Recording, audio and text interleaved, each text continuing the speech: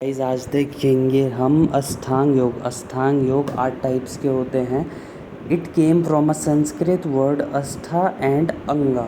अष्टा का मतलब 8 होता है और अंगा का मतलब लिंग होता है। 8 लिम्ब ऑफ योगा। तो सबसे पहले इसमें देखते हैं। तो सबसे पहले है यम, उसके बाद है नियम, आसन, प्राणायाम, प्रत्याहार, धारणा, ध्यान और लास्ट वन समाधि। तो अब इन्हें डिटेल में देखते हैं। तो सबसे पहला है हमारा यम। यम के अंदर ये पार्ट्स हैं इसके। अहिंसा पहला, नॉन वायलेंस। अहिंसा का मतलब है non violence. It tells that don't fight with each other.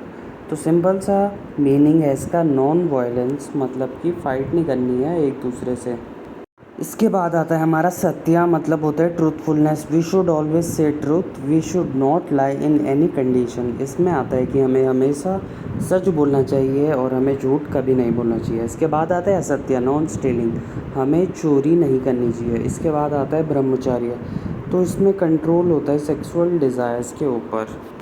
इसके बाद आता है हमारा अपरिग्रह, नॉन होर्डिंग या नॉन पॉसेसिवनेस।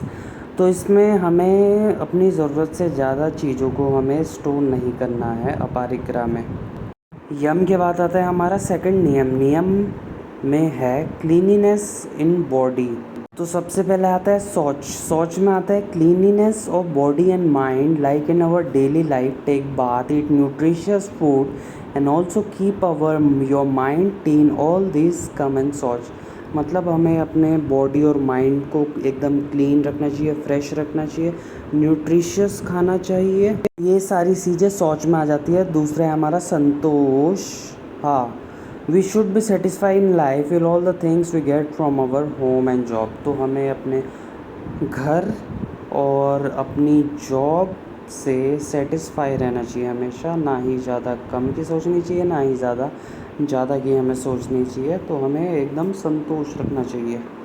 इसके बाद आ जाता है हमारा तपस। Many yogis like in Ramayana Mahabharata set in तप, even in cold winter hungry time they do not care about their body. तो इसमें हम तपस्या करेंगे जैसे कि बहुत सारे योगीज करते थे। इसके बाद आता है हमारा स्वाध्याय, self study to encourage your self in the path of knowledge, अपने खुद को नॉलेज के पाथ में इनकरेज करना। लास्ट है हमारा ईश्वर प्राणीधार, surrender to divine, to forget yourself and only pray to God, this is ईश्वर प्राणीधार। मतलब केवल भगवान की पूजा करना, तो ये ईश्वर प्राणीधार होता है। इसके बाद है हमारा थर्ड आसना। द वर्ड आसना meaning sit. Asana is a posture that one can hold for a longer time, a period of time. You can stay fit with all of these asana. तो आपको पता ही है कि अलग अलग आसनास होते हैं। आप अगर आप ये सारे आसना रोज करें तो आप इस फिट रह सकते हैं। बाद है हमारा प्राणायाम। प्राणा is life force, breath, vital energy. प्राणायाम are breathing practices that involves retention of breath. तो प्राणायाम आपको पता है जैसे कि कपाल भाती, अनुलोम विलोम, तो ये सारे प्राणायाम में आ जाएंगे। प्राणायाम जैसे कि नाड़ी शोधना, उज्जयी प्राणायाम, कपाल भारती प्राणायाम। इसके बाद है हमारा प्रत्याहार। तो control over senses, we come from external world, हम बाहरी दुनिया से आंतरिक दुनिया में आ जाते हैं। तो ये प्रत्याहार में आता है।